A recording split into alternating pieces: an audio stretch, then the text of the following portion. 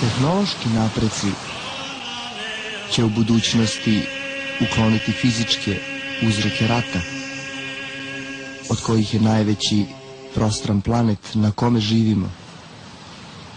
Jedino ako premostimo udaljenosti, bit će jednog dana stvoreni uslovi za trajne prijateljske odnose. Postepeno poništenje udaljenosti stavit će ljudska bića u tešnji kontakt i uskladiti njihove poglede i aspiracije. Uremljenje sila prirode isteraće bedu i želju, a osigurati obilna sredstva za siguran i udoban opstanak. Mir može nastupiti jedino kao prirodna posljedica svestranog prosvećivanja i stapanja rasa.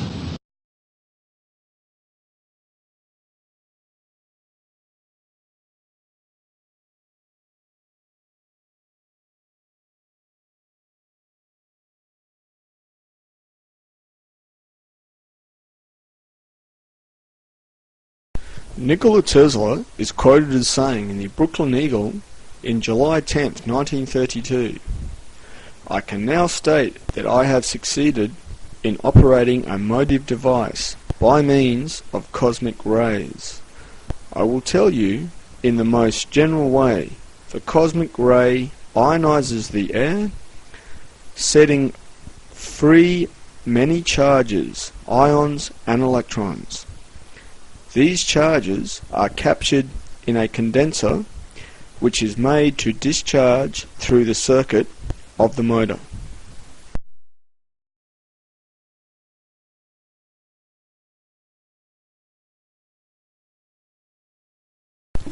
Dr. Nikola Tesla not only wanted to give the world free energy technology, Tesla developed components of technology whereby it could be accomplished. Tesla was a physicist, inventor, and electrical engineer of unusual intellectual brilliance and practical achievement. He was of Serb descent, and most of his work was conducted in the United States.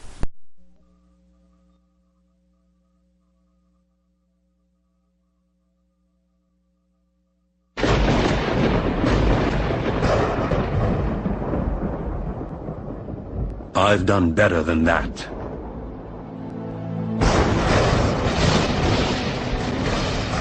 You'd think you'd know his name. Every time you switch on a light or turn on your radio, his contributions are as far-reaching as those of Albert Einstein, Isaac Newton, or even his nemesis, Tom Edison.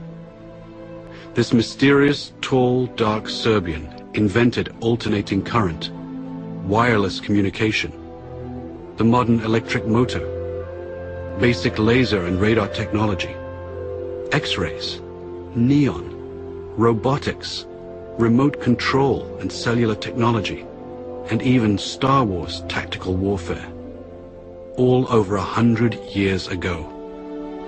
Yet today, who's ever heard of Nikola Tesla? How could history overlook such an incredible legacy? During his last moments on Earth, he no doubt asked himself the same question. Lying in a forgotten hotel room, alone and penniless, now 86 years of age. This is where our story begins.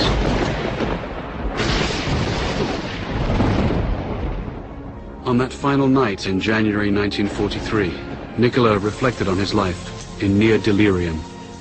The flashes of light. I never had control over the flashes. They are so tormenting.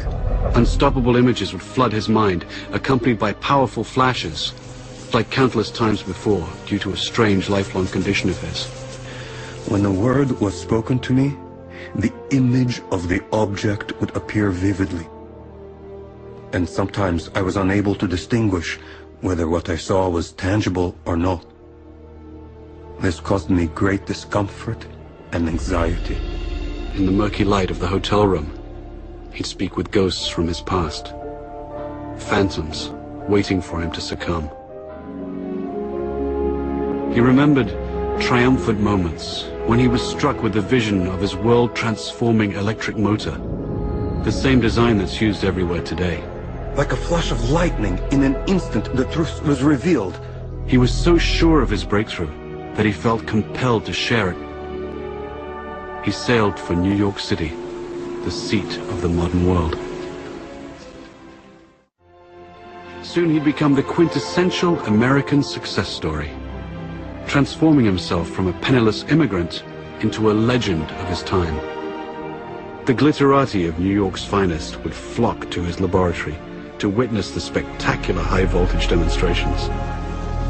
Notables such as Mark Twain, John Muir, Sarah Bernhardt, Stanford White, and Teddy Roosevelt, and many others attended.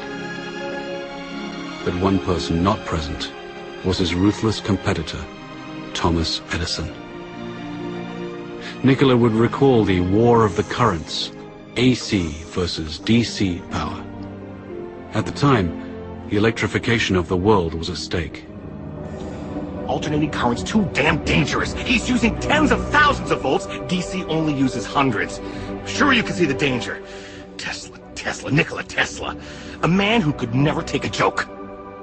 There was only one kind of power system that could feed cities all over the country that would allow Edison's incandescent bulbs to burn brightly, and Nikola had it.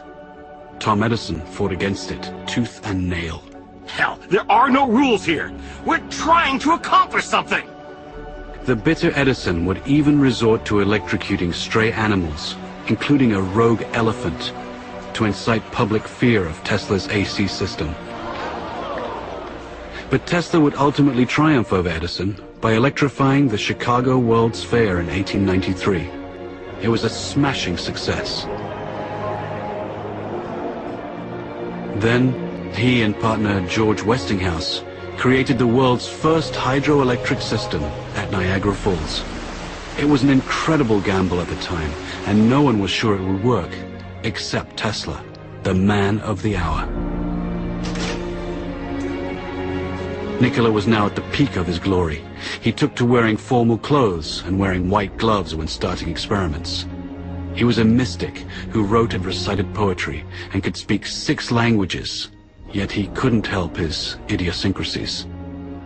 People had no idea that he battled hallucinogenic episodes daily. I have seen all the air around me filled with tongues of living flame. Their intensity, instead of diminishing, increased with time.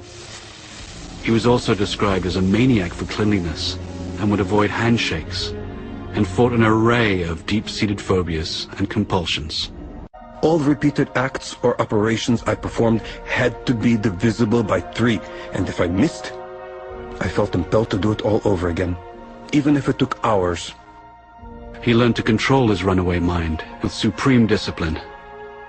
Tesla's unquenchable fire drove him onward. Nikola would soon engage the biggest fish in the pond while undertaking his greatest venture, Wardenclyffe. This fantastic structure was the very culmination of Tesla's vision to create a worldwide communication system for sending sound and pictures. The primary goal was to beat Marconi for the honor of delivering the world's first transatlantic wireless signal. By no accident, Tesla's grand project was to be financed by the devil himself, J.P. Morgan. You're a strange man indeed, Tesla. After the papers are signed, you may draw upon the House of Morgan, but it's important that I remain a silent partner. You do understand what that means, don't you, Mr. Tesla?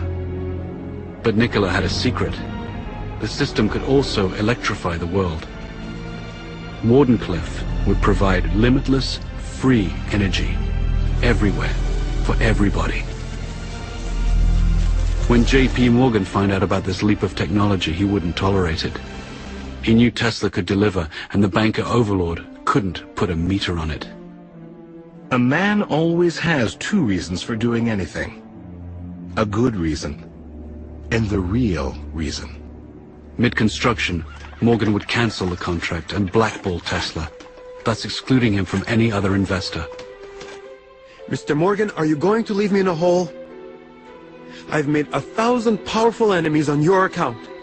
In 100 years from now, this country would give me much for the first honor of transmitting power without wires.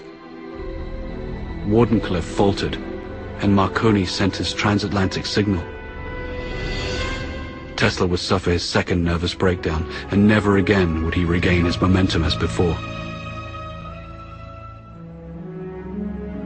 But despite his cruel fate, Nikola stayed the course. Decade after decade would pass, and he would bring forth new fantastic inventions in transportation, air flight, and even warfare. His death beam, as he intended, would bring an end to all warfare. An inventor to the end, all he ever wanted was to uplift the condition of humanity. But now in his hotel room, time was drawing short. He'd finger newspaper clippings and recall some of the smaller moments of his life. His table for one, walking the streets of New York, haunting Grand Central Station, or feeding his many pigeons. No one could begin to imagine what great secrets this mad scientist kept locked inside his head. No one, except J. Edgar Hoover and his G-men. They waited patiently for the great man to pass, and were ready to take everything that Nikola left behind. This story is about a man whose powerful ideas live on, as much of his work is still classified and used in the most esoteric projects imaginable today.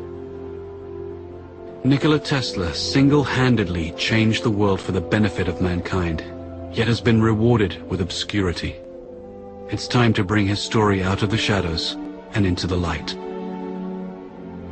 With his last breath, Nikola gently smiled. Let the future tell the truth, and evaluate each one according to his work and accomplishments. The present is theirs. The future, for which I have really worked, is mine. Would they only have listened?